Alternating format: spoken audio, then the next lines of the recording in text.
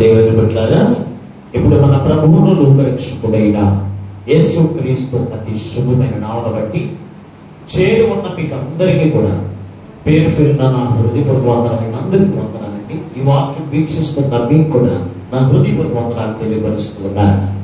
దేవుని మహాకృపను బట్టి మరొక పర్యాయము దైవ సన్నిధిలోనికి నడిపించబడి దేవుని స్తుతించే గొప్ప వాక్యము, దేవునితో సహవాసము చేసే కృపను అపరిశుద్ధాత్మ దేవుడు మరొకసారి మనందరికి ఇచ్చినందుకు మనం ఎంతగానో ప్రభువును బట్టి స్తుతించబద్ధులమై ఉన్నాం. ఏది ఏమైనప్పటికీ ఈనాడు దేవుని యొక్క వాక్యము ద్వారా ప్రభు మనతో మాట్లాడుతున్నటువంటి వాక్యపు భాగాన్ని మనం చదువుకుందాం. నిర్గమకాండ 3వ అధ్యాయం 10వ వచనాన్ని 11వ వచనాన్ని చదువుకుందాం. కాగా రమ్ము నిన్ను ఫరో ఎదుటకు నేను పంపెదను, ఇశ్రాయేలు నా ప్రజలను నువ్వు ఐగుప్తులో నుండి తోడుకుని పోవాలి. నేను అందుకు మోషే నేను ఫరో యొద్దకు వెళ్ళుటకు ఇశ్రాయేలు ఐగుప్తులో తోడుకుని పోవుటకు ఎంతటి వాడనని దేవునితో అనెను. తర్వాత మార్చదు. ఆయన నిశ్చయముగా నేను నీకు తోడై ఉండేదను. చిన్ని ప్రార్థన చేసుకుందా. మమ్మల్ని శాశ్వతమైన ప్రేమతో ప్రేమించి మా కొరకు ప్రాణపెట్టిన యేసయ్య మీకు వందనాలు, స్తోత్రాలు. ఇంతవరకు పాటల ద్వారా, స్తుతి ఆరాధన ద్వారా నీ నామమునకు మహిమ తెచ్చుకున్నాను. కొద్ది సమయం నీ విలువైన వాక్యమును ధ్యానం చేస్తూ ఉండగా చేరి ఉన్న ఈ మాటలు వింటున్న ప్రతి వారిని చూస్తున్నాను. మీ పక్షములు నిలబడి దాసుని ఆత్మతో నింపి మా అందరితో మాట్లాడమని యేసునామములో ప్రార్థించి వేడుకొనుచున్నాము పరమ తండ్రి, ఆమేన్. దేవునికి స్తోత్రం, హల్లెలూయా. ప్రభునందు అత్యంత ప్రియమైన దేవుని బిడ్డలారా, చదవబడిన వాక్య భాగములో నుండి ఈ రోజున ప్రభు మనతో మాట్లాడుతున్నటువంటి వాక్యపు మాట, మోషే చెప్పిన 5 సాకులు నీవు చెప్తున్నావా అనే మాట ద్వారా ఈ రోజున ప్రభు మనతో మాట్లాడుతూ ఉన్నాడు. సాకులు ఈ రోజున మనుషులకి అలవాటు అయిపోయింది. సాకులు ఎప్పుడు చెప్తారంటే ఎక్కడికన్నా వెళ్ళడం ఇష్టం లేనప్పుడు సాకులు చెప్తారు. ఎక్కడికన్నా వెళ్ళడం ఇష్టం లేనప్పుడు సాకులు చెప్తారు. ఈ సాకులు అనేవి నిజమైనవి కాదు. భార్యని అంటాడు, అయ్యా మా యొక్క బంధువుల్లో వివాహం జరుగుతుంది, పలానింటికి పోయి అక్కడికి వెళ్ళడం పెళ్లికి వెళ్తాడు అనుకో. ఆమెకి రావడం ఇష్టం లేదు. ఆవిడ ఏం చెప్తారు? ఏదో ఒక్క చీర కొన్నావా అని ఒకసారి అయితే, లేకపోతే తలపూట వస్తున్నారు, ఎవరు కొడుకులో నొప్పి వస్తుంది అంటారు. కానీ వెళ్ళరు, ఎందుకంటే ఇష్టం లేదు. నిజంగా కడుపు నొప్పి వచ్చిందా, నిజంగా తలనొప్పి వచ్చిందా, నిజంగా చీర లేదంటే చీరలో ఉన్నాయి, నీకు కావలసిన కొత్త బట్టలు కూడా ఉన్నాయి, అన్నీ ఉన్నప్పటికీ కూడా ఏం చెప్తారంటే సాకులు చెప్తారు. అదే ఆ రోజున పెళ్లికి వెళ్ళదామని వారం రోజులుగా ప్రిపేర్ అయినటువంటి భార్యను చూసావా, ఈమెను అదే రోజుకి తలపోటు వచ్చిందనుకో పెళ్లి మానేద్దా. రేపటి రోజుని పెళ్లికి వెళ్ళాలి, తలపోటుగా ఉంది, మానేస్తారండి? ఎవడం ఇష్టం ఉంది, ఇష్టమున్న వాళ్ళు తలపోటు వెళ్ళిపోతారు, కొడుకు నొప్పి వచ్చి వెళ్ళిపోతారు, కాళ్ళు లాగేసిన వెళ్ళిపోయి ఆ పెళ్ళిలోనే పడిపోదాం అనుకుంటారు తప్ప మానేదామని అనుకుంటారా? అనుకోరు. ఎందుకు? అక్కడికి వెళ్ళడం ఇష్టం ఉంది కనుక. అయితే దేవుడి బిడ్డలారా, ఇష్టం ఉన్న వాళ్ళు ఏం చేస్తారంటే సాకులు చెప్పరు, ఖచ్చితంగా. ఈ సాకులు అనేవి ఎక్కడి నుంచి ప్రారంభించమని అంటే ఆదాము అవ్వకాడి నుంచి మొదలైంది సాకులు చెప్పడం. ఆదాము అవ్వకాడి నుంచి, మోషే దగ్గర నుంచి కాదు సాకులు చెప్పడం, ఆదాము అవ్వకాడి నుంచి మొదలైంది. ఆదాము అన్నాడు, ఏమయ్యా నేను పండు తినొద్దానని కదా ఎందుకు తిన్నావు అంటే ఏం చెప్పాడు తెలుసా? నీవు నాకు ఇచ్చిన భార్య ఉంది కదా అమ్మా, ఆవిడ తినమంటే తిన్నాను అన్నాడు. ఇది సాక కాదంటే సాకే. అతనికి తినాలని ఉంది, అతనికి ఆ పండు తినాలని ఉందని తినేసాడంటే అది దేవుడి మాట కూడా లెక్క. అవును అడిగాడు, అమ్మా మరి నేను ఆ పళ్ళు తినొద్దన్నాను కదా అంటే ఇప్పుడు ఏం చెప్పింది, నువ్వు తినొద్దన్నావు కానీ ఆ సర్పము విశ్వాసం నన్ను మోసం చేసి తినిపించేసిందా, అది మోసం చేసి తినిపించేసిందా, దాన్ని మాట్లాడమన్నారు నిన్ను. ఇవన్నీ కూడా సాకులు. కొంతమంది భర్తతో కూడా అయ్యే సాకులు చెప్తారు. ఆవిడ మాటిని నీ మీద అనుమానం పడ్డారు, కాపురం పాడు చేసుకున్నాడు.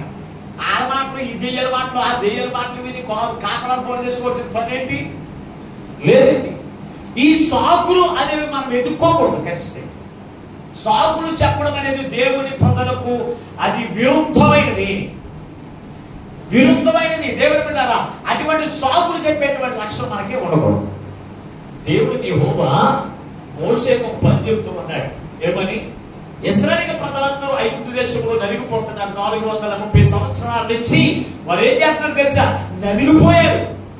ఎలా నలిగిపోయారు అంటే మామూలుగా కాదు, వెంటి పనులు బట్టి నలిగిపోతూ ఉన్నారు కనుక వారిని విడిపించడానికి రమ్ము, ఇప్పుడే నీకు ఎక్కడికి వెళ్ళు, ఐగుప్తు దేశానికి వెళ్ళు అన్నాడు. అప్పుడు మోషే ఏం చెప్తున్నాడో తెలుసా? మోషే ఏం చెప్తున్నాడో తెలుసా? వారిని విడిపించుటకు నేను ఆ పాటి వాడినండి అంటాడు. మోషే నేను ఆ పాటి వాడిని అంటున్నాడు. దేవుని బిడ్డలారా, యాపాటి వాడు అనడానికి దేవుడు ఎప్పుడు కూడా ఒక పని చెప్పినప్పుడు ఆ పని కంటే ముందు ఎవరుంటారో తెలుసంటే దేవుడే.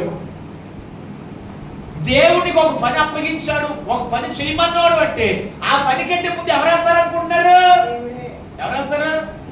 దేవుడే. అబ్రహాము తన దగ్గర ఉన్నటువంటి దోషుడైనటువంటి ఎలియాజరుకు ఒక పని చెప్పాడు. ఏమని చెప్పాడంటే, అబ్బాయి నాకు కుమారుడు ఉన్నాడు కదా, ఇస్సాకు పెద్దోడైపోడు, అతనికి పెళ్లి చేయాలి, పెళ్లి కూతుర్ని ఎక్కి తీసింది అన్నాడు. పెళ్లి కూతుర్ని చక్కని కుమార్తె, మరి ఎక్కడ కొరికితే దాన్ని తీసుకొచ్చేయకు, మరి ఎవరు తీసిరా? చక్కని కుమార్తెను వెతుకు తీసుకురా అన్నాడు. తీసుకున్నప్పుడు ఎలియాజరు మొహం మాడిపోయినాడు. మొహం మాడిపోయి ఇదేంటి నన్ను వెళ్ళి తీసుకురామ్మా అంటున్నాడు, నేను ఒక్కనే వెళ్ళాలి ఎలాగా అనుకున్నాడు. అప్పుడు అబ్రహాము ఏమి చెప్తున్నాడు చూడండి ఒకసారి. ఆదికాండం 24వ అధ్యాయం 7వ వచనం చదవండి. ఆదికాండం 24వ అధ్యాయం 7వ వచనం. నా తండ్రి ఇంటి నుండి నేను పుట్టిన దేశంలో నుండి నాతో మాట్లాడి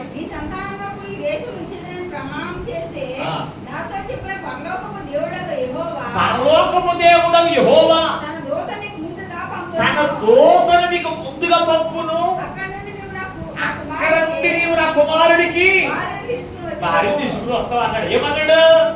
అబ్రహాము ఎలియాజరుకి పని అప్పగించాడు. ఏమని? నువ్వు వెళ్ళి నా కుమారుడికి భార్యను తీసుకురా అన్నాడు. అయితే నేను ఏమనుకుంటున్నాడు? నన్ను ఒక్కడే వెళ్ళిపోమంటున్నాడు అని మొహం మార్చేసుకున్నాడు.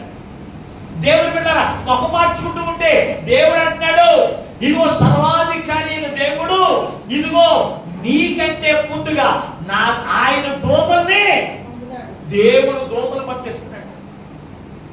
మాస్టర్ గారు ఒక పని చెప్పాడంటే అనుకుంటాం మనం, నాకు ఒక్కదానికి మందిరంలో 100 మంది ఉన్నారు కదా, మందిరంలో 150 మంది ఉన్నారు కదా, మందిరంలో 50 మంది ఉన్నారు కదా, అందరినీ వదిలేసి పాస్టర్ గారు నాకు పని చెప్పాడు అనుకుంటా. అందరినీ వదిలేసి నీకెందుకు పని చెప్పాడు? నీవు చేయగలవనేటువంటి సామర్థ్యమును చూసి చెప్పాడు నీకు దేవుడే. దేవుడు నిన్ను ప్రేరేపించి, సేవకుని ప్రేరేపించి దేవుడు నీకు పని అప్పగించింది దేని బట్టి తెలుసా? నీవు చేయగలవు. ఎవరి సాయంతో చేయగలవు? నీకున్న సామర్థ్యంతో, నీకున్నటువంటి ఆరోగ్యంతో, నీకున్నటువంటి తెలివితేటలతో నువ్వు చేస్తావని కాదు, దేవుడు నీకు తోడుగా ఉంటాడు. నీకంటే ముందు దేవుడు దూతను పంపిస్తున్నాడు. దేవుడు మోసేను ఒక్కడే ఎక్కువ చేసేమన్నట్టు ఫీల్ అయిపోతున్నాడు. మోసేను ఒక్కడే చేసేమన్నట్టు ఫీల్ అయిపోయామన్నాడు తెలుసా? నేను ఆ పాటు వాడినండి అన్నాడు. ఇతని సామర్థ్యం దేవుడికి తెలీదా? వేల గొర్రెలలో ఒక్క గొర్రె కూడా తొలగిపోకుండా మంచి జ్ఞానంతో గొర్రెలు కాచిన వాడు 40 సంవత్సరములు. మోసే సామర్థ్యము దేవుడికి తెలీదా? అన్ని తెలిసింది. మోసే ఎటువంటి సామర్థ్యం సంపాదించుకున్నాడు, ఎటువంటి సామర్థ్యం అతను కలిగి ఉన్నాడు దేవునికి తెలిసింది. దేవుని బిడ్డారా, ఆ సామర్థ్యమును చూసి ఇదిగో అన్ని వేల గొర్రెలను ఒక్క గొర్రె కూడా తొలగిపోకుండా ఎంత జాగ్రత్తగా కాసావో, ఎంత జాగ్రత్త తన యజమానికి అప్పగించావో దేవుడు చూచి ఆఖరికి పని అప్పగిస్తాడు. దేవుడు ఓరకనే ఎవరు పడితే వారికి పని అప్పగించడు. ఎవరికి అప్పగిస్తాడు అంటే మనలో ఉన్న సామర్థ్యాన్ని చూసి ఖచ్చితంగా దేవుడు మనకు నువ్వు ఇంట్లోనే నీ పిల్లలకి నీ కుటుంబానికి అన్నం పెడతావు, ఒడ్డు పెడతానికి నీకు బతకూడదు. అది ఉన్నప్పుడు దేవుడి మందిరంలో అందరికి వంట చేసి పెట్టమని నీకు ఎలాగ చెప్తాడు? పని మాట్లాడరేంటంటే ఎలాగ చెప్తాడు?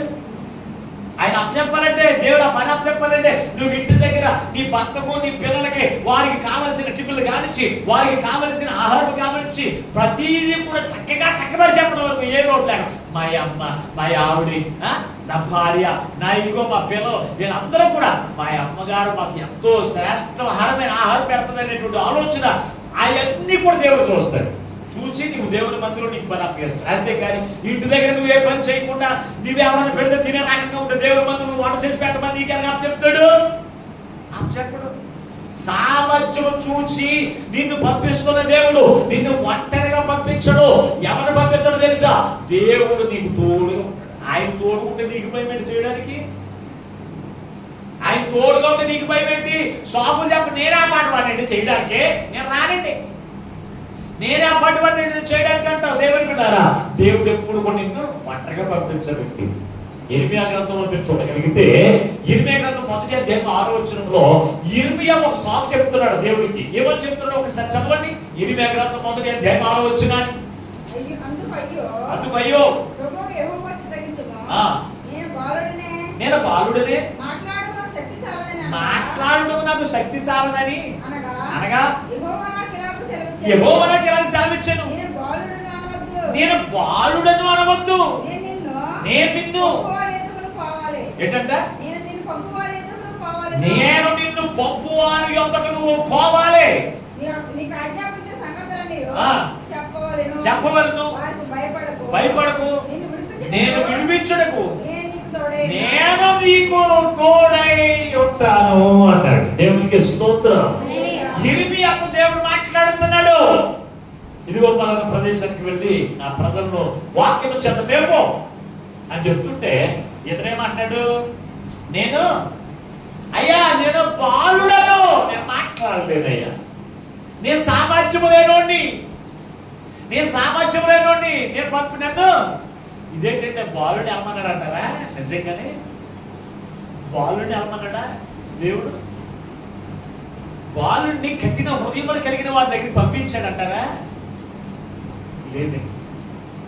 అతనికి ఇంచుమించుగా 18 సంవత్సరాలు దాటిపోయి, అప్పటికి 18 సంవత్సరాలు దాటిపోయి ఇది సాకు. ఏమంటున్నాడు తెలుసా? నేను బాలుడిని, నేను చిన్నోడిని, ఎవరన్నా పంపించు, చాలా మీసాలు తిరిగిన వాళ్ళు ఉన్నారు కదా, బాగా మాట్లాడుకునే వాళ్ళు అలా పంపించు, అలా మాట్లాడతారన్నాడు. అప్పుడు దేవుడు అన్నాడు, అలాగేనద్దు, నీ శక్తి చేత కాదు. ఏమంటాడు అక్కడ? నీ శక్తి చేత కాదు, దేవుని బాబు చేత నిన్ను నడిపిస్తాను కనుక నువ్వు వెళ్ళి, నేను నీకు తోడై ఉంటాను, నువ్వు వెళ్ళు, నేను ఎవరి దగ్గరికి పంపిస్తున్నాను వారి దగ్గరికి వెళ్ళి దేవుని స్వార్థను ప్రకటించు అన్నాడు. దేవుని బిడ్డారా, మీరు ఆలోచన చేయండి. ఈ రోజున కూడా చాలా మంది ఏమంటారు తెలుసు? 60 సంవత్సరాల వాళ్ళు కూడా ఏమంటారు తెలుసు? నాకు 35 సంవత్సరాలే అనేవాళ్ళు లేరా? ఎన్ని సంవత్సరాలు? నీకు 60 సంవత్సరాలు ఉంటాయి, తలంతా రంగేసేసుకుంటావు, మీసాలు రంగేసేసుకుంటావు, గెడ్డలు రంగు. ఇప్పుడు అంతా కుర్రోళ్ళు తెస్తారు, ముసలోళ్ళు తెస్తారు. ఎవరికి తెలుపుతున్నారండి ఇప్పుడు? ఏంటారు? ఎందుకు తెలుపుతున్నారు? ఏంటి రంగు వచ్చేసింది కదా. ఇప్పుడు ఇదిగో రంగులు ఉండేవి కాదు. ఇప్పుడు ఆ రంగు వేసేసుకుని నాకు 35 సంవత్సరాలు, నీ పిల్లడికి ఎన్ని సంవత్సరాలు? ఆయనకు బాధకి లేకపోతే 28, నీ పిల్లోడికేమో 30, నీకేమో 35 సంవత్సరాలా? అంటే 5వ సంవత్సరాలు డెలివరీ అయిపోతుంది నీకు. ఇలా చెప్పేటువంటి వారు కొందరు ఉంటారు, నాకు 35 అన్నట్టుగా. ఎదురేమన్నాడు? నేను బాలుడు, నేను చిన్నోడిని. ఇంకా ఉన్నారు కదండి, ఎవరైనా పంపుకోవచ్చు కదా. ఎవరు పంపాలన్న సంగతి దేవుడికి తెలీదా? దేవుడు నిన్ను కోరుకున్నాడు. దేవుని బిడ్డారా, నీ పరిశుద్ధత కలిగిన జీవితంలో చూసి, నీకున్నటువంటి పట్టుదలను చూసి, నీకున్నటువంటి సామర్థ్యమును చూసి నిన్ను ఎన్నుకుని నువ్వు వెళ్ళి ఇశ్రాయేలు ప్రజలను వారిని మేపని చెప్తుంటే నువ్వేం చెప్తున్నా? నేను బాలుడిని, నేను చిన్నోడని చెప్తున్నావా? చాలా మంది అంటారు, నేను కొత్తోడినండి, పాత పాస్టర్లు ఉన్నారు కదా, బుద్ధులు ఉన్నాయి కదా మన మంత్రులు, వాళ్ళు చెప్పండి పని, వాళ్ళు చేస్తారండి. ఏమేం చేస్తారు? బుద్ధులు పోతున్న వాళ్ళు వీళ్ళు ఇంకా బాగా బుద్ధులు లేవు. ఏమేం చెప్పారు? ఇదిగో వాళ్ళు ఉన్నారు కదా పోడు చూడు వాళ్ళ బాబు అంటే ఇప్పుడు ఎవరే పాస్టర్ గారే నువ్వు సాకులు చెప్పి, కొత్తగా వచ్చిన సాకులు చెప్పి, అందరూ సాకులు చెప్పి ఎవరు చేసుకోవాలి? దేవుడు చేసుకోవాలి. దేవుడికి స్తోత్రం.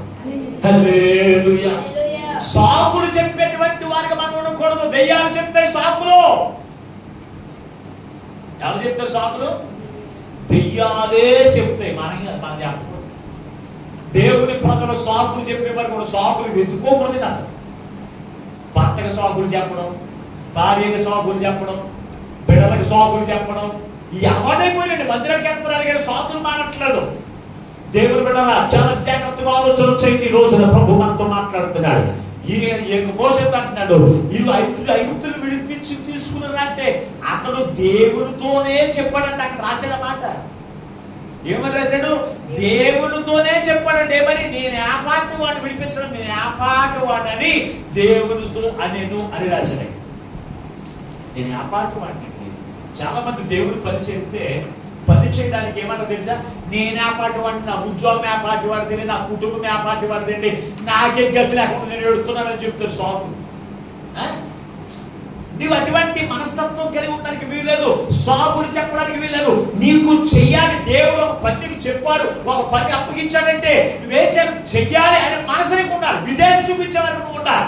అప్పుడు దేవుడు నీకు తోడు ఉంటాడు. విధేయత చూపించకపోతే దేవుడు నీకెక్కడ తోడుగా ఉంటాడు?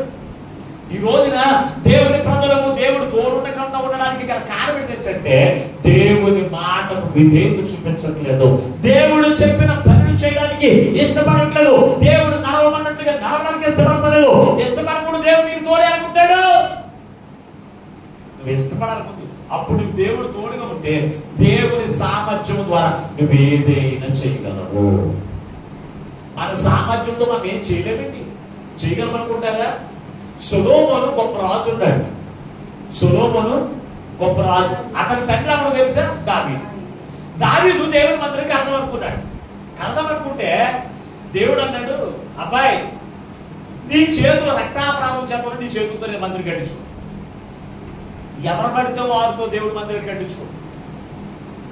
నీ చేతులు రక్తాపరాధం చెప్పనున్నాయి, నీ చేత నేను మందిరం కట్టించుకొని నీ కుమారుడు సొలొమోనుతో కట్టించుకుంటాను. సొలొమోను ఏమంటాడంటారు? ఒక్కసారి దినవృత్తాంతములు 2వ గ్రంథంలోకి వెళదాం.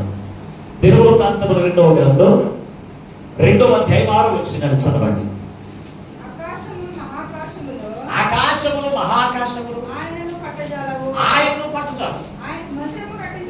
ఆయనకు మందిరం కట్టించుటకు చాలినవాడెవడు? ఆయన సన్నిధిని ఆయన మందిరమును కట్టించుటకైనను ఏమంటాడండి ఇక్కడ? నేను యాపాటి వాడిని. ఏమి లేదంటారు అతనికి? ఏమి లేదు చెప్పండి. దావీదు మణుగులకు కొలితే బంగారం ఇచ్చాడు మందిరం కట్టుకొని. ఆయన మణుగులకు కొలితే వెండిచ్చాడు. మణుగులకు కొలితే డబ్బు ఇచ్చాడు, కలపిచ్చాడు, ఇనిపించాడు, ఉక్కించాడు, అన్ని ఇచ్చాడు. అందించిన తర్వాత ఏమంటాడు? నేనే ఆ పాటి వాడిని, దేవునికి మందిరం కట్టడానికి నేను ఆ పాటి వాడినండి అంటున్నాడు. డబ్బులు ఉన్నంత మాత్రం మందిరాలు కట్టేసేస్తున్నారు అనుకుంటారు జనాలు. లేదండి. దేవుని బిడ్డలారా, మందిరమును కట్టాలంటే ఎవరు తోడుగా ఉండాలి? రాజుల మొదటి గ్రంథం 1వ అధ్యాయంలోకి రండి. రాజుల మొదటి గ్రంథం 1వ అధ్యాయం 37వ వచనం. ఇదే సొలొమోనుతో దేవుడు మాట్లాడుతున్నాడు. ఏమో చూడండి ఒకసారి. యెహోవా నీకు తోడుగా ఉన్నట్లు ఆయన సొలొమోనుకు తోడుగా ఉండి సాలిన దేవుడు పెట్టారా? ఎవరికి తోడుగా ఉన్నాడు దేవుడు? దేవుడు సొలొమోనుకి, రాజైన సొలొమోనుకి తోడుగా ఉన్నందువల్ల, ఆ తోడు వల్ల దేవుని మందిరాన్ని కట్టగలిగాడు. ఎంత డబ్బుని కట్టేస్తారనుకుంటున్నారా? మా ఇంటికి నేను ప్లాస్టిక్ చేయడానికి కూడా నా దగ్గర ఏం లేదు. ప్లాస్టిక్ చేయడానికి కూడా నా దగ్గర డబ్బు లేదు. అటువంటి నా ద్వారా దేవుడు 3 మందిరాలు కట్టించుకున్నాడు. 3 మందిరాలు కూడా సుందరంగా కట్టించుకున్నాడు. ఇది ఎవరి ప్రభావం అంటారు? ఇది దేవుని తోడు వల్ల నా ద్వారా దేవుడు మందిరం కట్టించుకున్నాడు. అది దేవుడు తోడకపోతే మందిరాలు కట్టపడు. ఖచ్చితంగా నేను చెప్తున్నానండి.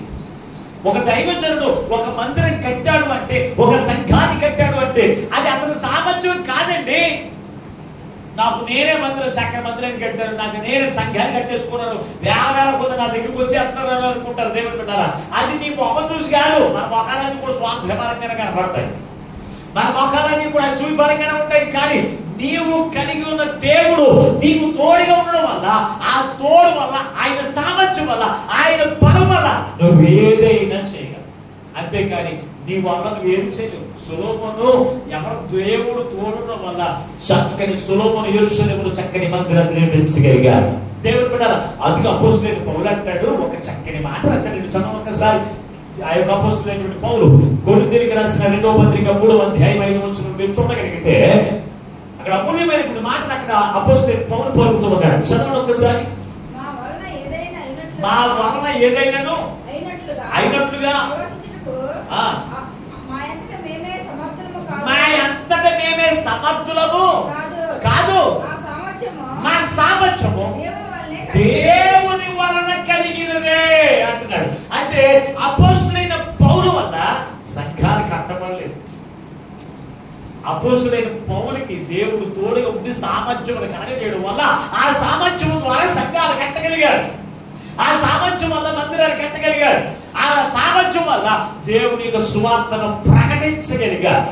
అతని సామర్థ్యం కాదు.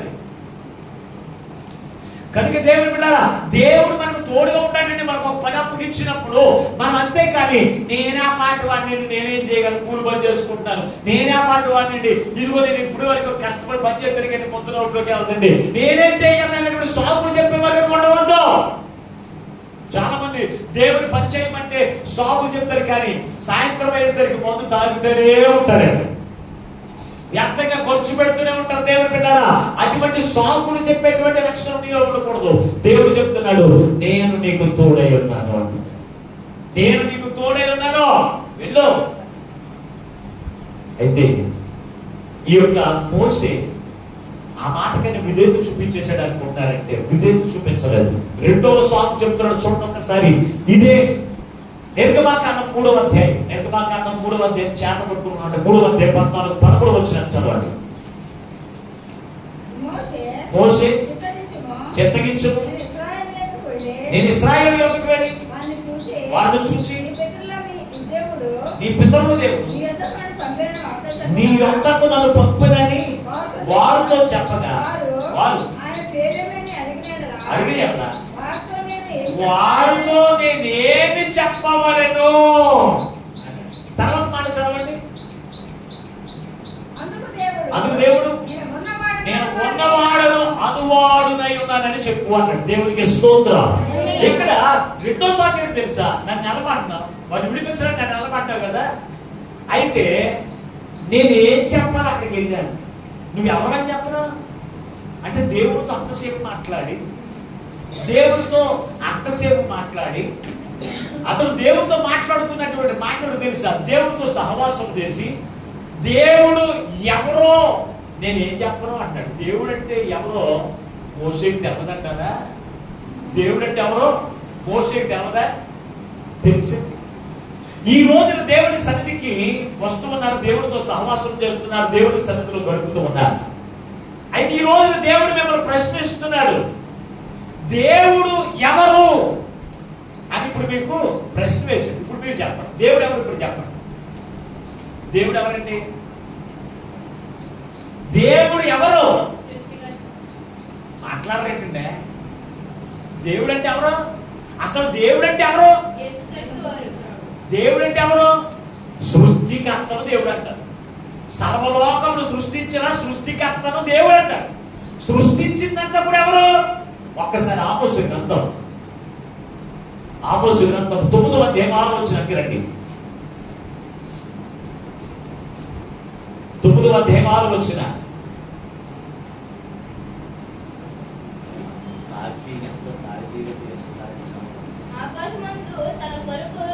ఆకాశమందు తన కొరకు మేడగదులు కట్టికొనువాడును, ఆకాశమందునకు భూమి యందు పునాదులు వేయవాడును, ఆకాశమునకును భూమికి పునాదులు వేయవాడును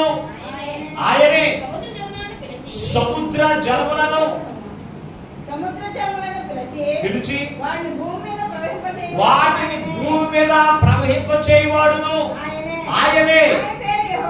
ఆయన పేరే యెహోవా. ఆయన ఎవరు అన్నారు కదా, నువ్వెవరని చెప్పను, నువ్వెవరని చెప్పరంట. నువ్వెవరని చెప్పండి, దేవుడు ఎవరో అతనికి తెలియనట్టుగా చెప్పు. ఈ రోజు మిమ్మల్ని కూడా లోకానికి వెళ్తే ప్రశ్న వేస్తారు చాలా మంది.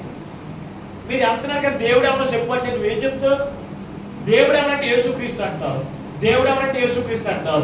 అసలు దేవుడు ఎవరు అని నువ్వు చెప్పాలంటే దేవుడు ఎవరో నువ్వు తెలుసుకోవాలి.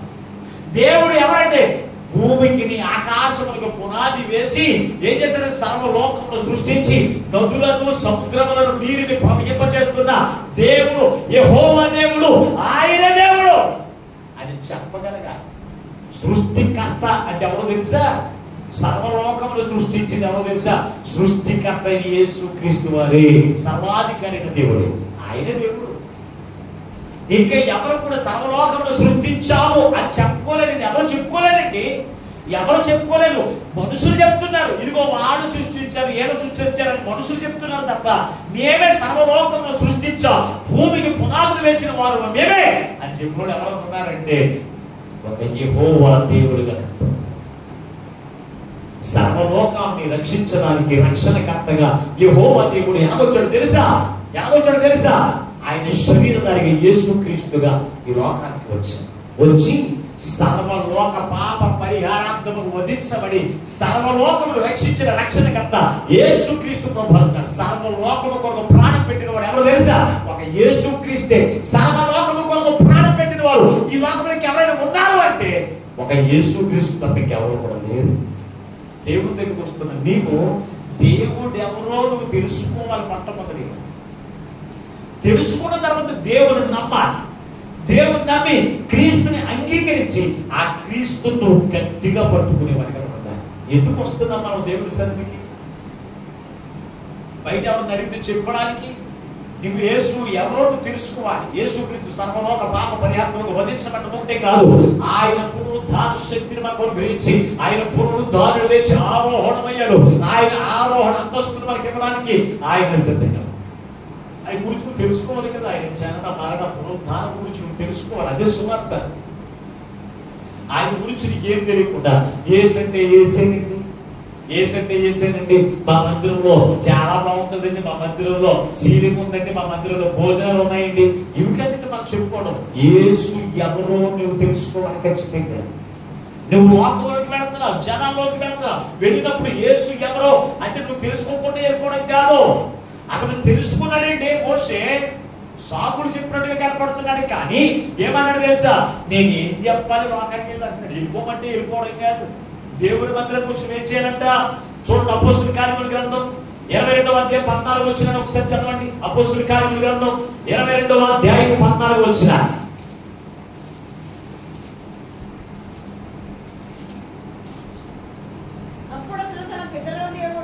పితరుల దేవుడు ఏంటంట? తన చిత్తమును తెలుసుకున్నటకును ఆ నీతిమంతులను చూచుటకును ఆయన నోటి మాట వినుటకును ఎవరిని నియమించాడు? ఒక దైవజనుడిని దేవుడు ఎందుకు నియమించాడంటే దేవుని చిత్తం అతను తెలుసుకుని ఆ చిత్తాన్ని ఎవరు చెప్పాలి? దేవుని ప్రజలకు. దేవుని చూచుటకు ఎలా చూస్తావు? దేవుడు పరిశుద్ధతతో మనం చూస్తాం. ఎవరు పెడితే దేవాన్ని నాకు కనపడండి, కనపడిపోవడం. దేవాన్ని నాకు కనపడు, నాతో మాట్లాడండి, కనపడిపోయి మాట్లాడాడు. ఆయన మనకి కనపడాలంటే ఏం చెప్తుంది వాక్యము? నీవు పరిశుద్ధత కలిగిన జీవితంగా ఉండాలి. ఆయనతో నువ్వు నిత్యం జీవించాలి అంటే నీలో పరిశుద్ధత లేకుండా ఆయనతో ఎలా ఉంటావు? ఆయన పరిశుద్ధుడు. రెండవదిగా నువ్వు తెలుసుకోవాల్సింది ఏంటో తెలుసా? ఆయన పరిశుద్ధుడు. సర్వలోకంలో ఉన్న ప్రతి వారిని కూడా నీవు జల్లులు వేసి వెతికిన ఆయన ఉన్న పరిశుద్ధత ఈ లోకంలో ఎవరికి కూడా కనపడదు. ఆయనలో ఉన్నటువంటి పరిశుద్ధ ఆయన దేశ గవర్నరే కాదు, ఎంతమంది ఆయన నిలబెట్టి ఎంత ఆయనలో పాపం వెతికిన దొరకలేదు. ఈ రోజు వెతకండి, ఇప్పుడు వెతకండి. ఆయన పాపి అని నిరూపించడానికి ఒక పాపంలో చూపించండి. ఆయనలో ఆయనలో పాపం లేదండి, పరిశుద్ధుడు అని నువ్వు తెలుసుకోవాలి ఖచ్చితంగా. ఆయన పరిశుద్ధుడు ఆయన తెలియపరచడానికి ఆ పరిశుద్ధ గ్రంథంలో అనేకమైన మాటలు రాయబడి ఉన్నాయి. ఆయన పరిశుద్ధుడు, ఆయన పరిశుద్ధుడు, రక్షకుడు, సృష్టికర్త అని నువ్వు తెలుసుకుంటేనే నువ్వు ఎక్కడికైనా నేను చెప్పగలవు. ఏం తెలుసుకోకుండా నేను ఏసయ్య నమ్మను నువ్వు కూడా నమ్ముకో అంటే నమ్మేసుకుంటారా? దేవుని గురించి నువ్వు తెలుసుకోవాలి. ఆయన తెలుసుకున్నాడు. ఆయన అంటున్నాడు, ఏమని చెప్పాడు తెలిసి జవాబు, నేను ఉన్నవాడను అనువాడునై ఉన్నాను అన్నాడు. ఆయన జవాబు, నేను ఉన్నవాడను, ఆయన ఇప్పుడు కూడా ఉన్నాడు. ఆయన శరీరధారిగా ఉన్నప్పుడే ఉన్నట్టు కాదండి, ఆయన శరీరధారికి రాకముందు ఆయన ఉన్నాడు. ఆయన శరీరధారిగా ఉన్నాడు, ఇప్పుడు ఆత్మస్వరూపిగా మన మధ్యలో మనలో ఆయన నివసిస్తూనే ఉన్నాడు. దేవుని బిడ్డ, ఆయన మన మధ్యలో నివసిస్తూ ఉన్నాడు కనుక ఆయన యుగ యుగములకు దేవుడు, యుగ యుగములకు దేవుడు బిడ్డ.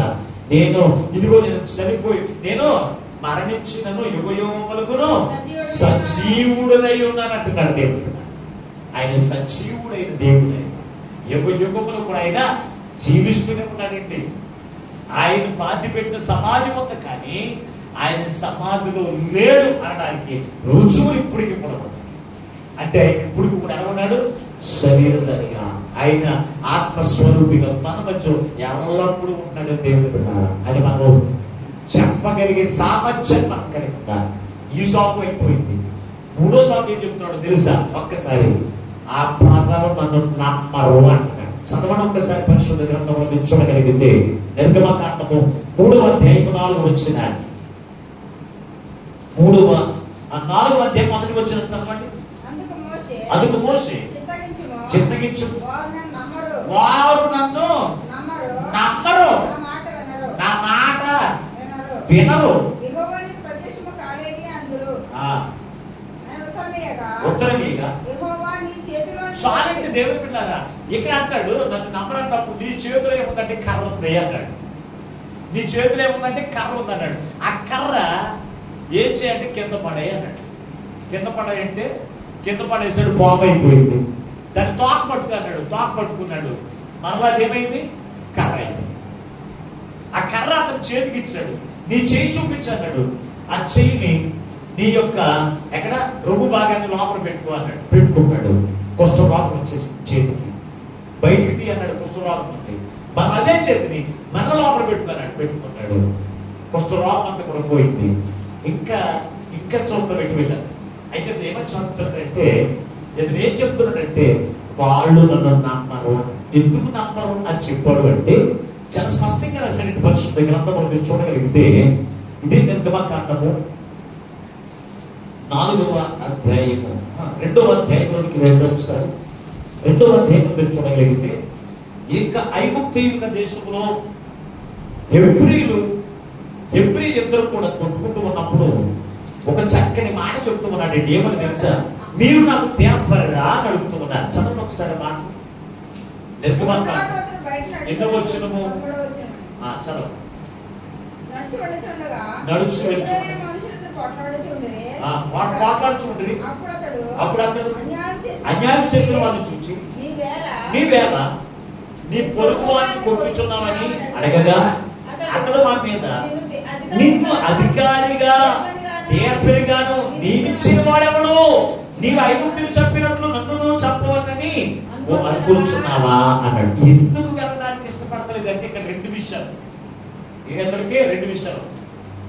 వెళ్ళడానికి ఇష్టం లేకపోవడానికి గల కారణం ఏంటంటే, ఆల్రెడీ అక్కడ ఏం జరిగింది?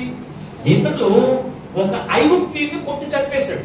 కొట్టి చంపేసి పాతి పెట్టేస్తే తెల్లారి ఇద్దరు మన హెబ్రీలు కొట్టుకుంటుంటే ఏమని మాట్లాడుతున్నానంటే, ఒరే ఎందుకురా మీరు అలా కొట్టుకుంటున్నారని అడుగుతున్నారు. ఏమన్నా తెలుసా? నీవేమన్నా మాకు తీర్పరవా అంటే ఊరుకుంటే వదిలిపోరు. మళ్ళేమన్నాడు? ఆ ఐగుప్తిని కొట్టి చంపినట్టు నువ్వు కూడా మమ్మల్ని కొట్టి చంపేస్తావా అని అడిగాడు. అయ్యో వీళ్ళందరికీ తెలిసిపోయింది. అది అక్కడి నుంచి ఏం చేశాడు? ఇక్కడ మరి అక్కడ గొడవ జరిగినప్పుడు ఇతను బాగోతమంతా అక్కడ తెలిసినప్పుడు మళ్ళీ ఇక్కడికి ఎలా వస్తాడు? రాలేదు కదా, రాలేదండి. చాలా మంది పెళ్లికి వెళ్ళకపోతే కారణం ఏంటి? పలానా ఇంటి దగ్గర పలానా వాళ్ళ దగ్గర పెళ్లికి వెళ్ళకపోవడానికి గల కారణం ఏంటే ఆమెకు నీకు దెబ్బలంటే అయిన తర్వాత నువ్వు అక్కడ పెళ్లికి వెళ్ళమంటే నీ భర్తతో నువ్వు వెళ్ళగలుగుతావు? సాకులు చెప్పకపోతేను మాట్లాడరే. సాకులు చెప్పకపోతే ఏం చెప్తావు? అలాగే భర్త అయినంతే. ఆ ఇంట్లోడికి అత్తగారికి అల్లుడికి గొడవైంది అనుకో, ఆ ఇంటికి పెళ్లికి వెళ్ళాలంటే ఎలాగొస్తాడు రమ్మంటే నేను రాను కానీ నాకు పని ఉంది వెళ్ళాను. పనేముండదు. దారి వెళ్ళిందంతా అడ్డి తిరిగి తాగి తిరిగి తందనాలు ఆడతాం తప్ప పనేముండదు. కానీ ఏమని చెప్తాడు? నాకు ఖాళీ లేదు, నువ్వు వెళ్ళు. సాకులు. అలాగే మోషే సాకులు చెప్పడానికి గల కారణం ఏంటంటే అక్కడ ఆంధ్రాకి ఏం జరిగింది? అక్కడ ఒకటి చెప్పేసి వచ్చేసాడు. మళ్ళీ అక్కడికి వెళ్ళాలంటే ఒకవేళ చెప్తుంది. ఇప్పుడేమంటున్నాడు? వాళ్ళు నన్ను నమ్మరు. ఎందుకు నమ్మరు అన్నాడు? నువ్వేమన్నా తీర్పడవా? నువ్వేమన్నా మాకు తీర్పు తెచ్చడానికి ఏమో దేవుడిని దేవుడు పెట్టాడా? నువ్వేమో నాకన్నా గొప్పడువా అని అడుగుతున్నారు. అటువంటి వాడు మరలా మోషే ఇక్కడికి వచ్చి ఇదిగో ఇదిగో నా మాట వినండి వాళ్ళు ఎలా నమ్ముతారు? ఆ ఇంతకు ముందు నేను చెప్పినప్పుడే వారు నమ్మలేదు, ఇప్పుడు ఎలా నమ్ముతారు?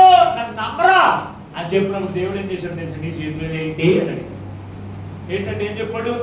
కర్ర. ఏమన్నాడు? కర్ర. ఆ కర్ర కింద పడేనాడు, కింద పడేసాడు మొత్తం మీద. ఈ కర్ర దేనికి సాదృశ్యంగా ఉంది అంటే ఒకటి వాగ్దానానికి వాక్యానికి సాదృశ్యంగా ఉంటే, రెండవది అధికారానికి సాదృశ్యం. మహారాజు ఒక పర్మిషన్ లేకుండా ఒక వ్యక్తి అంతఃపురంలోకి వస్తే అతని దగ్గర ఉన్న రాజధానిని ఎలా చూపించాడంటే అక్కడ ఉన్న సైనికులు అతను తీసుకెళ్లి గురు శిక్ష వేసేసి చెప్పారు.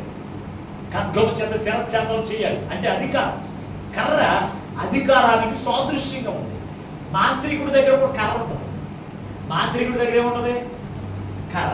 ఏ కర్ర ఇది? బుష్ కర్ర. ఓ బి బుష్.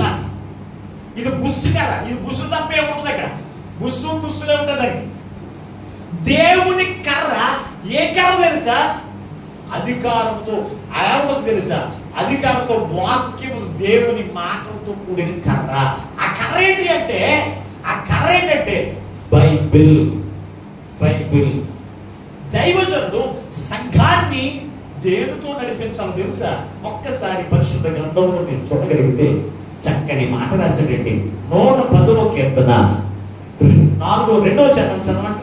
110వ కీర్తన 2వ చరణం. 110వ కీర్తన 2వ చరణం. త్వరగా. యెహోవా చూడండి ఇక్కడ మార్చాలి. స్లోగా చదవండి. నీ పరిపాలన దండమును సియోనులో నుండి సాగజేయుచున్నాడు అంటే నడిపించుతూ ఉన్నాడు. సాగజేయడం అంటే ఏంటి? నడిపించడం. దేనితో నడిపిస్తున్నాడంట? దేనితోనూ? పరిపాలన దండము. అంటే దేనితోనూ? దండం అంటే ఏంటి? దండం అంటే ఈ దండం కాదు. ఏ దండం? రాజదండము అంటారు. రాజు కర్ర. దేవుని ప్రజలను దేనితో నడిపించాలో తెలుసా? వాక్యంతో నడిపించాలి కాపరి. వాక్యంలో నడిపించాలి కాపరి. ఈ రోజున దైవజనులు కూడా చాలా మంది వాక్యంతో నడిపిస్తున్నారా? మరి దేనితో నడిపిస్తున్నారు? మా దగ్గరికి వచ్చి అద్భుతాలు జరిగితే ఈయన దగ్గర రాజధాని కూడా దేవుడు నూనె ఉంటుంది. నూనె పోసేస్తే స్వస్థత వచ్చేది. కచ్చిం తీసుకుంటే స్వస్థత వచ్చేది. ఇంకేంటి? బుష్ అంటే ఆత్మ వచ్చేది. తుస్ అంటే రోగులు బాగుపడిపోతారు. అటువంటి చోట ఎంతమంది ఉంటారు ఇప్పుడు చెప్పండి. వాక్యం ఉన్న కానీ చాలా తక్కువ ఉంటుంది. వాక్యం ఎలా ఉంటుంది? అధికారంతో కూడినదిగా ఉంటుంది, హెచ్చరికలతో కూడినదిగా ఉంటుంది. ఇంకెలా ఉంటుంది అంటే కనుక ఆజ్ఞలతో కూడినదిగా ఉంటుంది అధికారం. దేవుని వాక్కు ఆజ్ఞలతో కూడిన కాడ, అధికారంతో కూడిన కాడ జనం ఉంటారంటారా? స్వస్థతలు అన్న కాడ ఎక్కువ ఉంటారా? చెప్పండి. కొన్ని ప్రదేశాల్లో 10 నిమిషాలు పావుగంట వాటి కూడా మిగిలిన కూడా అద్భుతాలే. నెత్తి మీద చేయించుకోవడం, నెత్తి మీద 4 కోట్లు కొట్టించుకోవడం. ఇటువంటి చోట ఎక్కువ మంది ఉంటారు. అంటే మనం ఏది కావాలి? మనకి ఉస్సు తుస్సు కర్ర కావాలి తప్ప ఏముండకూడదు? వాక్యం ఉండకూడదు. సంఘం యొక్క కాపరి, సంఘానికి నడిపించే కాపరి, దేవుడు పంపించిన వాడు, దైవజనుడి యొక్క చేతులు ఏముండాలి తెలుసా? వాక్యం ఉండాలి, వాక్యం ఉండాలి. ఆ వాక్యానికి చదువు ఏం చేయాలి? చదువు ఏం చేయాలి? ఖచ్చితంగా ఆ వాక్యం కలిగిన వారిని నమ్మాలి. ఇంతకు ముందు నీవు నాకు ఎటువంటి వాడు? ఎప్పరవా నీవేమన్నా మాకేం పెద్ద, నేను చాలా బోర్డుగా చెప్పేవాడు ఇలా అక్కడ పోసేది. ఎప్పుడైతే దేవుడు అధికారం తీసుకుని ఎప్పుడైతే వచ్చాడో, దేవుడి అధికారంతో ఎప్పుడైతే మాట్లాడుతున్నాడో, ఆ యొక్క ఐగుప్తీయులు వాళ్ళందరూ కూడా ఈ మోషేను ఏం చేశారో ఒక్కసారి పరిశుద్ధ గ్రంథం నిర్గమకాండం 4వ అధ్యాయం 31 వచ్చిన కూడా చదవండి. 4వ అధ్యాయం. మరియు యెహోవా ఇశ్రాయేలును చూడవచ్చి తన బాధను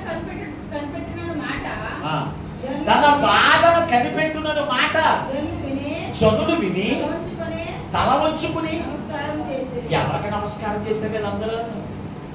ఇప్పుడు చెప్పండి, ఎవరికి? దేవుని ఆత్మచేత నింపబడిన దైవజనుడికి ఏం చేశారు? ఎంతకు ముందు ఏమన్నారు కదా? నువ్వు మాకు తీరపడవా? ఈ మోసే వచ్చి చెప్తున్నాడు, అబ్బాయి మిమ్మల్ని అందరినీ కూడా విడిపించడానికి దేవుడు నాకు అధికారంతో వాక్యం నుంచి పంపించాడు, వాక్యం నుంచి పంపించాడు, అధికారం నుంచి పంపించాడు. ఈ అధికారం చేత, ఈ వాక్యం చేత ఫరో ఎదుట బలమైన అద్భుత కార్యములు జరిగించి మిమ్మల్ని విడిపించడానికి నన్ను పంపించాడు అని చెప్తే వీళ్ళు అనుకున్నారంట, దేవుడు మా యందు మా మరణ ఆరంభించాడు, మా మీద కనికలు చూపించాడని వీళ్ళందరూ అంట అతన్ని నమ్మి అతనికి నమస్కారం చేశారు. ఎవరు నమ్మారు? దేన్ని బట్టి నమ్మారు? ఈ రోజున వాక్యము కలిగిన దైవజనుడు నమ్మరు, వారికి వందనాలు కూడా రావు కొంతమంది చేతులకి. పాస్టర్ గారు కనపడితే దెయ్యాలు పారిపోతే చూసారా? పాస్టర్ గారు కనపడ్డాడు, పాస్టర్ గారు వచ్చాడని గమనం ఇంట్లో దూరేస్తారు. ఎవరా? ఇంట్లో దూరేస్తారని కనపడి డబ్బులు కనపడతారు. పాస్టర్ గారు చూడలేదని అనుకుంటారు, రాలేడు చూస్తాను దూరం నుంచి.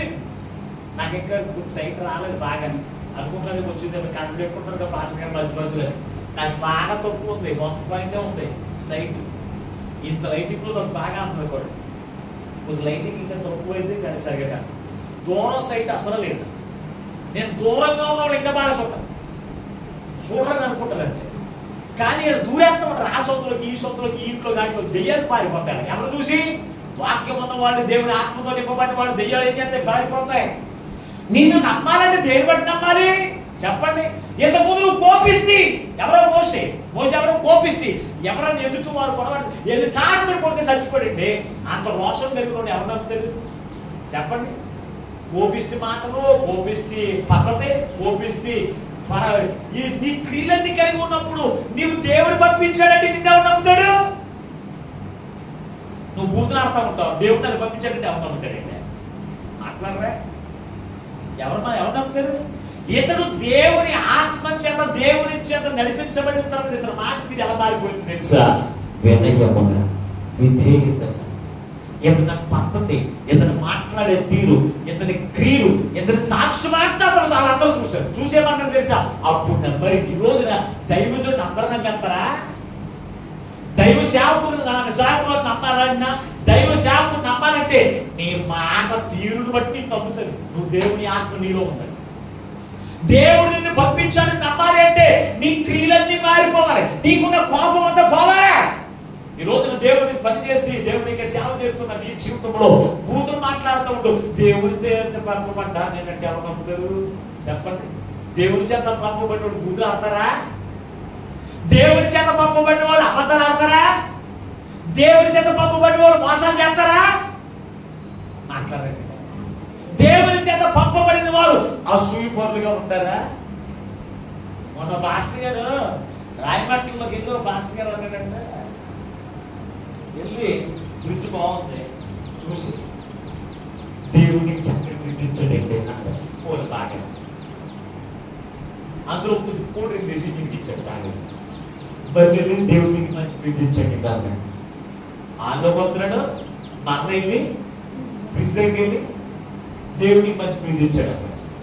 4వసారి అన్నాడు, 5వసారి అన్నాడు, 6వసారి మాస్టర్ గారు కోపం వచ్చేసి ఒక ఆటో తెప్పించి ఈ బ్రిడ్జి ఎక్కించేసి ఆటో మీద ఆ మాస్టర్ గారికి పంపేసి దేవుని వేసుకోవద్దు.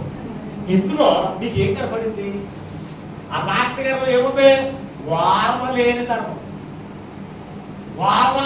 ఉంది. నీ కారు లేదు కదా, నీ ప్రార్థన చేసి కూడా కారు ఎప్పుడు వస్తే ఆ కారు బాగుంది, కారు నాకు ఇచ్చే అంటాడా మాస్టర్ గారు? చెప్పండి ఒకసారి. అలాగే అంటాడంట.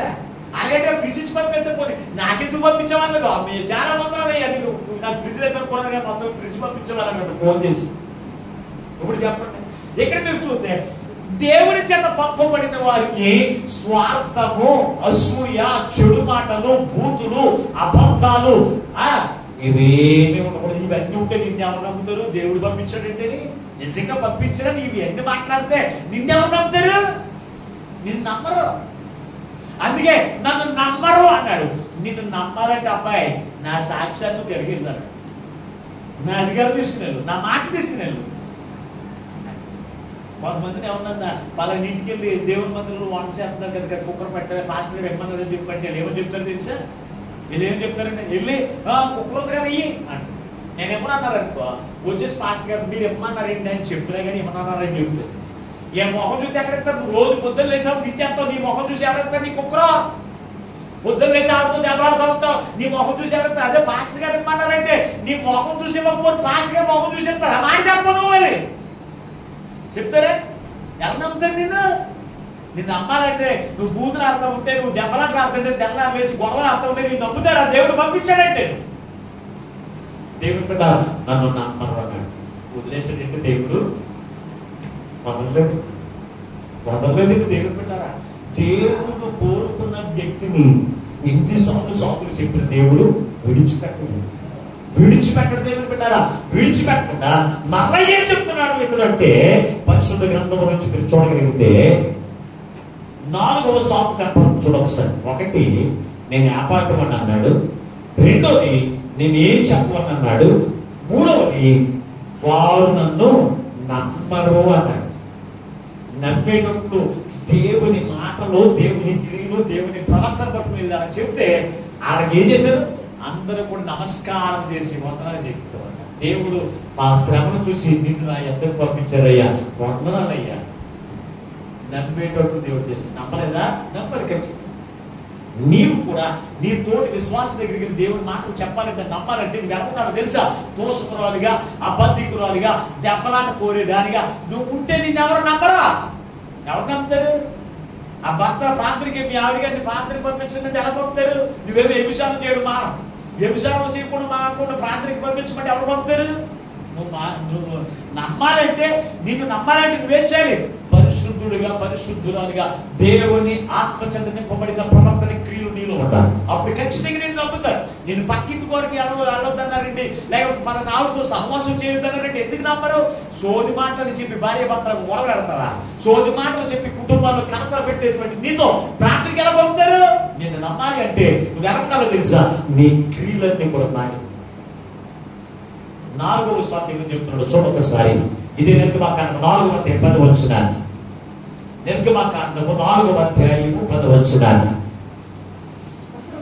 అప్పుడు మోషే ప్రభువా ఎంతకు మునుపైనను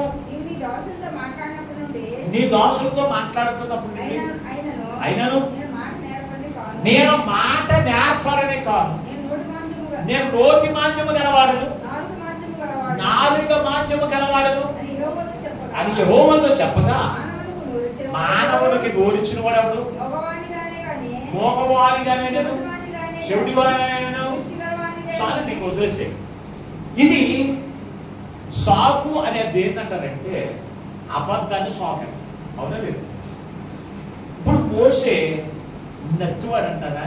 అతను మాట్లాడితే నాలుగు మాట్లాడిపోతుంది అంటారా? ఇక్కడ ఏమని చెప్పాడు? నోటి మాంద్యము గలవాడిని అన్నాడు. మళ్ళీ నాలిక మాంద్యము గలవాడిని అంటున్నాడు. ఒకటి కాదు, ఇద్దరికి 2 కంప్లైంట్లు ఉన్నాయి. నోరు ఉంది, నాలిక. ఇలా మాట్లాడితే నాలిక ఏమైపోతుందంట? మాట్లాడిపోతుందంట. అంటే ఇతడు ఎటువంటి వాడు ఒకసారి మీరు చెప్పండి. ఇతడు నాలిక మాంద్యము కలిగిన వాడు నత్తుడు అంటారా? మోషే నత్తుడు అంటారా? ఇక్కడ ఉన్నవాడు చెప్పండి, నత్తుడా? పరిశుద్ధ గ్రంథంలో మోషే గురించి ఏమైనా రాయబడుతుందో ఒకసారి చదవండి. ఒకసారి అపోస్తలుల కార్యములు అపోస్తుల కార్యముల గ్రంథము 7వ అధ్యాయం 22వ వచనం. అపోస్తుల కార్యముల గ్రంథము 7వ అధ్యాయం 22వ వచనం కొంచెం చదవండి. 7వ అధ్యాయం 22వ వచనం త్వరగా. మోషే చూడండి, ఐగుప్తులో సకల విద్యలను అభ్యసించి మాటల యందును కార్యముల యందును ప్రవీణుడై ఉండేను అన్నాడు. దేవునికి స్తోత్రం. ఇతడు మోషే ఐగుప్తులో ఉన్నప్పుడు, ఐగుప్తులో ఎప్పుడు ఉన్నాడు ఇప్పుడు చెప్పండి? ఐగుప్తులో ఎప్పుడు ఉన్నాడు? అతను పుట్టిన తర్వాత పుట్టినాటి మొదలుకొని 40 సంవత్సరాలు ఐగుప్తు దేశంలో ఉన్నాడు. ఐగుప్తు దేశంలో ఏమి నేర్చుకున్నాడండి ఇతను? సకల విద్యను నేర్చుకున్నాడు. అతను ఏ భాషలో అయినా మాట్లాడగలడు, ఎవరితోనైనా మాట్లాడగలడు. మాట్లాడే అతనికి సామర్థ్యం అతనికి ఉంది. మాటలోనూ చూడండి, జ్ఞాపకతనం కలిగిన వాడు అని ఉన్నాడు. అక్కడ మాటలు నేర్చుకున్న వాడు అంటే చూసా కొంతమంది మాటలు నేర్చుకోవద్దు, మనం మాట్లాడగలమా? మాట్లాడరా? ఏమంటా నువ్వు మాటలు నేర్చుకోడు, నీకు ఏం చెప్పలేని మాట అంటే అంత మనం ఏం చెప్తున్నా మాటలలోను చూడండి జ్ఞాపకతనము ప్రవీణుడంట. అంటే ఇతను ఎంత చక్కగా మాట్లాడగలడు చూడండి ఒకసారి. ఇతను చూసి చాలా మంది నత్తుడు అనుకుంటారు. నత్తుడు కాదు, నేను మోసే నత్తుడు అని ఎక్కడ ఉంది? అది సోకండి. కొంతమంది పాటలు పాడమంటే ఏమంటారు? నాకు గొంతుకు బాగుంది అంటారు, నా గొంతుకు పంటకు వస్తుంది అంటారు, లేకపోతే గొంతు నాకు తీసుకు వస్తుంది అంటారు. మరి ఇంటిగా నువ్వు మాట్లాడుకుంటే బూతులు తిడతావు, పీసుకు వస్తున్నారు బూతులు తిడతావు, మానేస్తావా? బండతనంగా వస్తున్నారు బూతులు అర్థం మానేస్తావా? చుట్టుపక్కల వాళ్ళు అందరూ వింటారని మాట్లాడుతూ మానేస్తావా? దేవుడి మందిరంలో పాట పాడమంటే ఏమంటా? గొంతుకు బాగుంది, నేను అందరూ వింటారండి. నేను అందరూ వింటారా? మరి చుట్టుపక్కల వాళ్ళందరికీ నీ బూతులు ఇక్కడ నువ్వు చెప్పేది ఏంటి? ఇప్పుడు దేవుడికి మంచి నోరిచ్చాడండి. నువ్వు మాట్లాడితే ఊరి చివరికి పడుతుంది. నువ్వు మాట్లాడితే ఎక్కడికి పడితే నువ్వు బూతులు తింటే పక్కి నోరు కూడా వచ్చేస్తారు. ఇక్కడికి ఏదో జరిగిపోయిందని కొట్టుకు చచ్చిపోతారు. అమ్మ పక్కి నుంచి ఇక్కడికి వచ్చేస్తారు. చుట్టుపక్కల కొంతమంది ఎందుకు వచ్చేస్తారు? నీ మాటలు బట్టే, నీ మాటలు వచ్చేస్తున్నారు. నువ్వు పాట పాడతారు వస్తున్నారా? ఏమంటారు? పాటలు పాడతానికి ఎందుకు వస్తారు? ఎప్పుడన్నా అడిగావా? పాట పాడే నోడినైనా నా నోరు సరిగ్గా తిరగట్లేదు, నా నోరు బాగోలేదు నేను ఎప్పుడైనా అడిగావా? దావీదు ఏమన్నా గొప్ప పాటగాడు, మంచి నోరు బాగా ఉన్నవాడు అనుకుంటారా? చదవండి ఒకసారి పరిశుద్ధ గ్రంథంలో 51వ కీర్తన 15వ వచనం చదవండి. 51వ కీర్తన 15వ వచనం, 51వ కీర్తన 15వ వచనం త్వరగా. ప్రభువా నా నోరు నిన్ను స్తుతిపరిచినట్లును నా పెదవులను ఏమంటాడు? తెరువు, నా పెదాలు బాగు చేయి, నా నోటిని బాగు చేయి. దేవుడిని అడిగాడు. దేవుడి గురించి అడిగాడు, బూతులు తిన్నాక అడిగాడా? దేవుడి గురించి అడిగాడు. దేవుణ్ణి స్తుతించడానికి, దేవుని ఘనపరచడానికి, దేవుని మహిమపరచడానికి, అయ్యా నా పెదవులను తెరువునైన చక్కగా పాడే హృదయం నాకు దయచేయండి. దేవుడిచ్చాడు. ఇచ్చిన తర్వాత అతను పాటలు పాడుతూ వాయిద్యములు వాయిస్తాడు. దెయ్యాలు కూడా పారిపోతున్నాయి. దేవునికి స్తోత్రం. ఈ రోజు ఎప్పుడన్నా దేవా నేను పాటలు పాడదామని ఉంటుంది కానీ నేను సరిగా పాడలేకపోతున్నానయ్యా, నాకు ఒడ్డును బాగు చేయి అని ఎప్పుడైనా అడిగావా? కాలు నొప్పితే కాలు బాగు చేయమంటావు, చెవు నొప్పితే చెవు బాగు చేయమంటావు, పొట్టలో నొప్పితే పొట్ట బాగు చేయమంటావు. అంతేకాని నీ నోరు పనికి మాలిదైపోయి పాడైపోయింది, కూతురు వస్తాయి నీ నోట్లో నుంచి. ఆ నోటిని బాగు చేయని ఆయన అటువంటి దూషణకరమైన మాటలు, అబద్ధాలు, స్వార్థపూర్వమైన మాటలు, కొంపలు కాల్చే మాటలు నా నోటంటే వచ్చేస్తున్నాయి. అది నా నోటిని బాగు చేయి, నిన్ను స్తుతించమంటే అటువంటి పెదాలు నాకు దయచేయండి ఆయన అని ఎప్పుడన్నా అడిగానండి? ఇక్కడ ఉన్న వాళ్ళు ఎప్పుడన్నా అడిగారా? ఈ మాటలు వింటున్న వాళ్ళు ఎలాగైనా అడిగి ఉంటారు, అడగలేదు నాకు తెలవదు. కానీ ఇక్కడ మీరు ఎప్పుడన్నా అడిగారా? ఎప్పుడు కూడా మనం ఏమడుతాం? ఉద్యోగం మీనే, పిల్లలకు పెళ్లి చేయనైనా, ఇంకేం కావాలి? నాకు ఇల్లునైనా, నాకు ఆస్తులైనా, అంతస్తులైనా ఇవి అడుగుతుంది. ఎప్పుడన్నా దేవుడు స్తుతించడానికి నీ పెదాన్ని నోరుని ఎప్పుడన్నా దేవుడికి ఇవ్వడానికి చూసారా? దేవుడి కొరకు వాడదాం అని ఎప్పుడో ఉందా మనకి? లేదు. అందుకే కదా ప్రభు అడుగుతున్నాడు, ఇంకో వ్యక్తి ఉన్నాడు, ఆయన పేరు ఎవరో తెలుసా? యెషయా. పరిశుద్ధ గ్రంథములో ప్రవక్తల్లో పెద్ద ప్రవక్తగా కనపడుతున్నటువంటి యెషయా ప్రవక్త ఎటువంటి వాడు తెలుసా? ఒక్కసారి పరిశుద్ధ గ్రంథం యెషయా గ్రంథం 6వ అధ్యాయం 5వ వచనం చదవండి. యెషయా గ్రంథం 6వ అధ్యాయం 5వ వచనం. నేను అయ్యో అపవిత్రమైన పెదవుల గలవాడను, అపవిత్రమైన పెదవుల గలవారి మధ్య నివసించువాడను, నేను నశించుకుని చూచుతున్నాను అనుకుంటే ఒకడు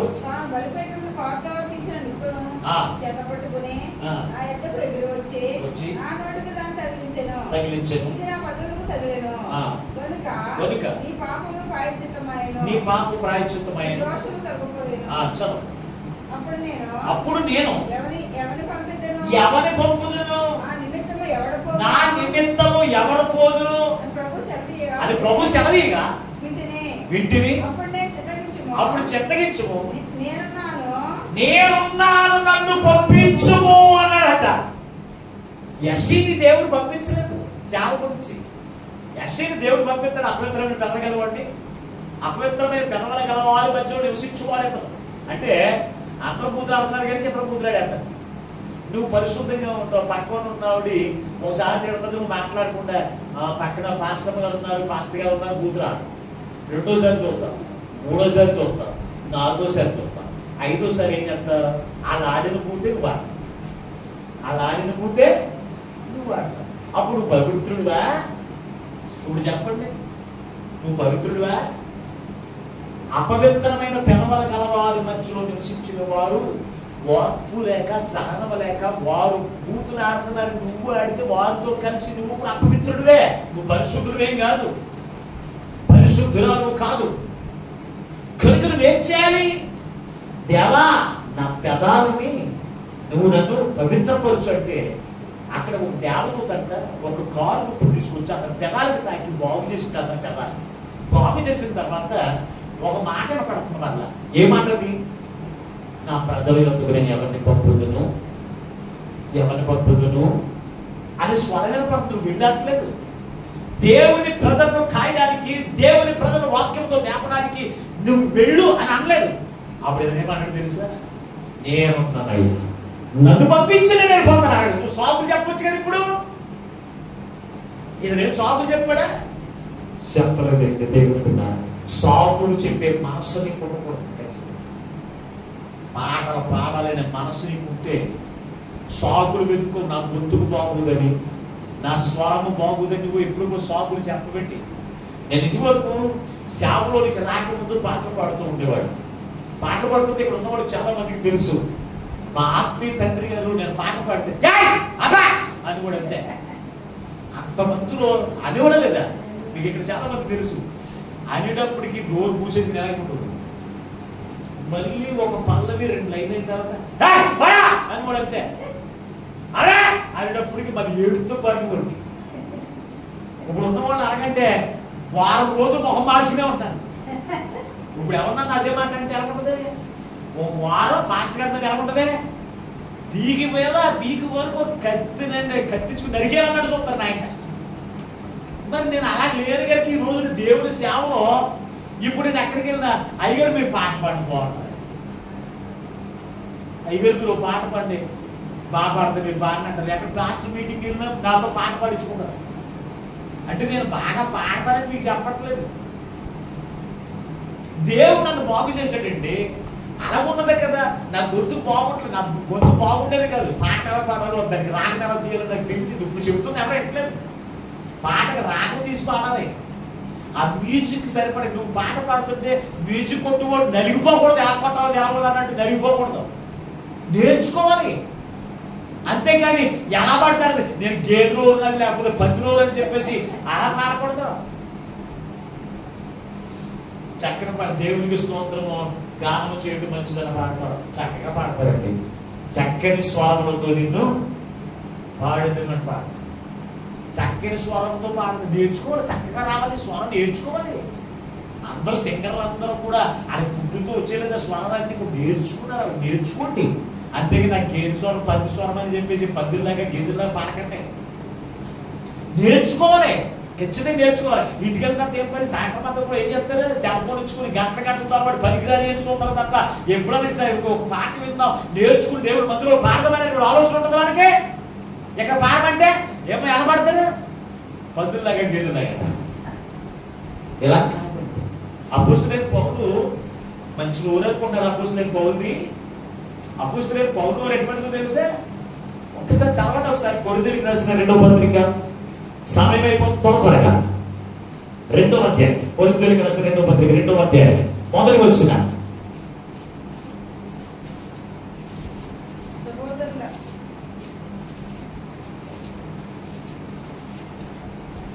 కొరింథీయులకు రాసిన 2వ పత్రిక 2వ అధ్యాయము మొదటి వచ్చిన. దుఃఖముతో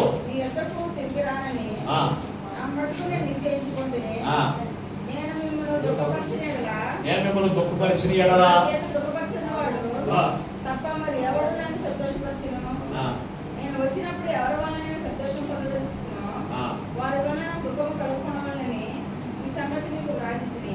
మరియు నా సంతోషం మీ అందరి సంతోషమేనని మీ అందరి నమ్మకము కలిగి. 11 ఆలోచన ఒకసారి 11వ అధ్యాయం 6వ వచనం. మాటలందు నేను నేర్పులేని వాడినైనను, మాటలందు నేను నేర్పులేని వాడినైనను, జ్ఞానమందు నేర్పులేని వాడను కాను. ప్రతి సంగతులను అందరి మధ్యను మీ నిమిత్తము అజ్ఞానము కనపరిచేనను, మిమ్మల్ని హెచ్చింపవాలని మీకు దేవుని సువార్త నిశ్చితంగా ప్రకటించుచు నన్ను నేనే తగ్గించుకున్నది నా పాపం చేసిన. ఇక్కడ ఏమంటాడు? నేను మాటలందు నేను నేర్పులేని వాడిని నేర్పులేని వాడికి అతను అంటే నేర్పండి ఎలా మాట్లాడాలో తెలదండి, అతనికి తెలీదు. దేవుడే నేర్పిస్తాడండి. దేవుడు మాట చెప్తాడు. నాకేమని వచ్చా, దేవుడు నన్ను పిలిచాడు. దేవుడు సేవకుడు పిలిచినప్పుడు ప్రభు అన్నాడు దర్శనం చూపించి దీని గురించి నన్ను ప్రకటించు అని చెప్పినప్పుడు ఏం ప్రకటించాలి, ఏం చేయాలి, ఎలా ఏం చెప్పాలనుకున్నప్పుడు మళ్ళా దర్శనం దేవుడు చూపించాడు. నువ్వు పెద్దల ఎదుట మనుషుల ఎదుట నువ్వు నిలబడి ఉన్నప్పుడు ఏది మాట్లాడగలను పరిశుద్ధాత్మ ఆ సమయంలోనే ఆ గడియలోనే నీకు నేర్పును అని లూకాసు 12 వచ్చిన ద్వారా దేవుడు నన్ను బలపరిచి ఇప్పుడు నేను మర్చిపో. ఆ మాటను బట్టి ఈరోజు నేను ఎక్కడికైనా వెళ్తాను. ఆ సమయంలో దేవుడు ఏది మాట్లాడమంటే అది ఖచ్చితంగా మాట్లాడు. దేవుడు నేర్పిస్తాడు ఎలా మాట్లాడాలి, ఏం మాట్లాడాలి, ఇవన్నీ కూడా దేవుడు మనకి నేర్పిస్తాడండి. కానీ నేనేం చెప్పగలను? నా నాలుగేమో మందం, నోరు మందం, నాలుగేమో మాట్లాడిపోతాయి. ఈ సాకులు చెప్పే వారికి ఉండకూడదండి. దేవుని సన్నిధిలోకి త్వరగా వచ్చి పాటలు పాడేటువంటి వారుగా, దేవుని స్తుతించే వారిగా, దేవుని మహిమపరిచేటువంటి వారికి మనం ఏం చేయాలి? నేను రెడీగా ఉన్నాను. సమయం అయిపోయింది కనుక చిన్నగా ఒక మాట చెప్పి నేను ముగించేస్తాను. పరిశుద్ధ గ్రంథంలో 5వ సాకు మీరు చూడగలిగితే నిర్గమాకాండము 4వ అధ్యాయం 11వ వచనం నుండి చూడగలిగితే చక్కటి మాట రాశారు. చదవండి ఒకసారి. నిర్గమాకాండము 4వ అధ్యాయం 11వ వచనం. అందుకన్నాడు, అయ్యో ప్రభువా నీవు పంపదలిచిన ఎడలా పంపుమనగా ఏంటది? మరొకసారి ఆ మాట నీవు పంపదలిచిన వారినే ఎవరినో వాడు పంపుకో కానీ నన్ను వదిలేశాను. అప్పుడు మోషే మీద కోపపడి సాకులు ఎన్నిసార్లు చెప్తారు చెప్పండి ఒకసారి. సాకులు ఎన్నిసార్లు ఎక్కాడంటారు దేవుడు? ఎన్నిసార్లు అన్నాడు? ఒకసారి నేను ఆ పాటి వాడిని అన్నాడు, ఫోన్లేని వదిలేసాడు. రెండోసారి ఏమన్నా నా అమ్మరా అన్నాను, ఫోన్లేని వదిలేసాడు. మూడోసారి ఏం చెప్పాడు? నువ్వు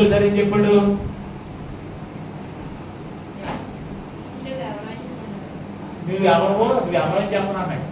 అది వదిలేసాడు. తర్వాత నేను ఎత్తున్నాను అయినా సరే వదిలేసాడు. వదిలేసిన మళ్ళీ చెప్తున్నాడు ఎవరన్నా పాపడు నన్ను వదిలేసాడు. ఎవరన్నా పాపడు. ఇక్కడ ఉన్న బ్యాచ్లో చాలా మంది అదే బ్యాచ్ ఉంటారు. ఏదైనా పని చెప్తే మాస్టర్ గారు నాకు కాలేదు ఎవరన్నా పాపడు అంటే నువ్వేం పని చేస్తావు? నువ్వేం పని చేస్తావు? నువ్వేం పని చేయలేవా? అందుకే పరిశుద్ధ గ్రంథంలో మాట రాసినట్టు ఫిలిప్పీయులకు రాసిన పత్రిక 2:21 వచ్చిన 2:21 వచ్చిన ఫిలిప్పీయులకు రాసిన పత్రిక 2:21 వచ్చింది.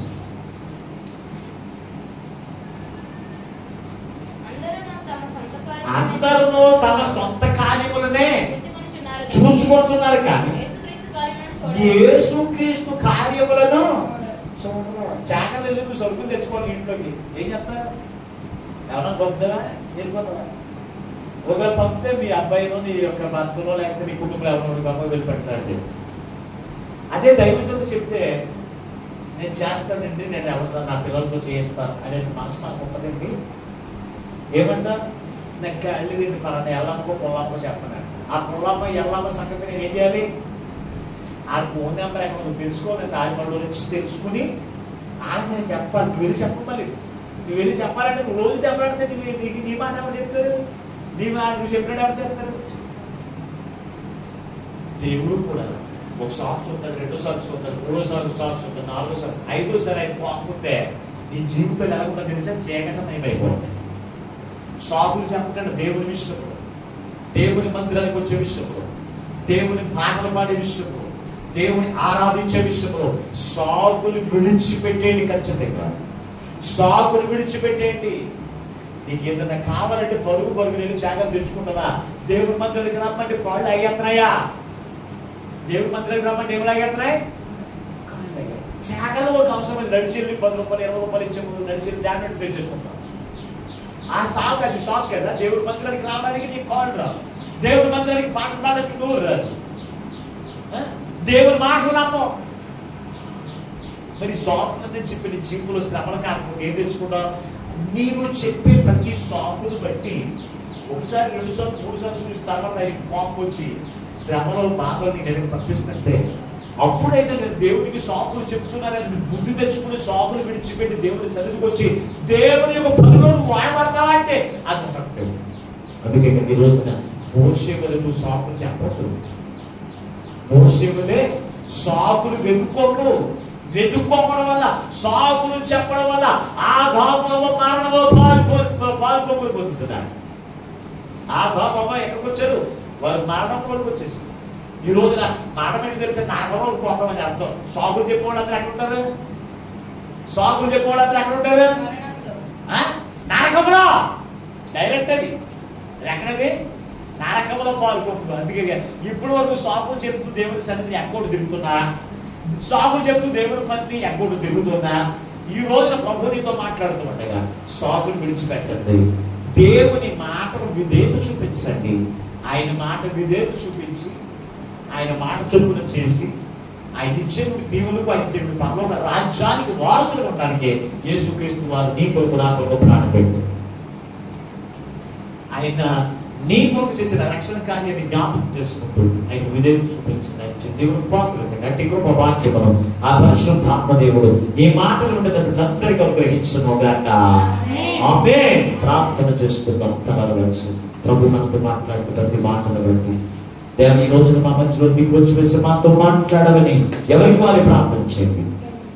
మహాపరిశుద్ధులకు ప్రేమ స్వరూపి అయిన మా ప్రియపరలోకపు తండ్రి, ఈ పరిశుద్ధ నామమునకి మీకు వందనాలు. ఎంతవరకు నీ అమూల్యమైన మాటలు వచ్చేది మాతో మాట్లాడాలి. వెత్తబడిన మాటలు వ్యర్థముగా ఉచ్చరించకుండా ప్రతి హృదయంలో నీరు కట్టుపడంతో చేసి హృదయంలో సరి చేసుకుంటూ జీవితాన్ని సరి చేసుకుంటూ అయ్యా సాకులు విడిచిపెట్టి నీ మాటను విధేయత చూపించేటువంటి జీవిత ప్రతిభకు దయచేసి నీ దీవెనకు పాత్రలుగా చేసి నీ రాజ్యానికి వారసులుగా సిద్ధము చేయమని యేసు నుండి ప్రార్థించమని కూర్చున్నాము పరమ తండ్రి. ఆమేన్. దేవుడు మిమ్మల్ని అందరిని దీవించును గాక. ఆమేన్. మీకు అందరికీ మరొకసారి నా హృదయపూర్వక వందనాలు.